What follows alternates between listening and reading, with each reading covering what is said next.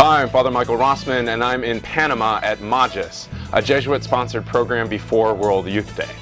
Being here illustrates the following words from the Jesuits' 35th General Congregation.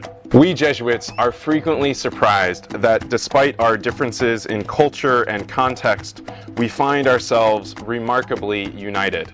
Our earliest companions, even though they considered themselves weak and fragile, and originating from many different places, found the will of God together amid great diversity of opinion. Despite the differences, what unites us as Jesuits is Christ and the desire to serve Him.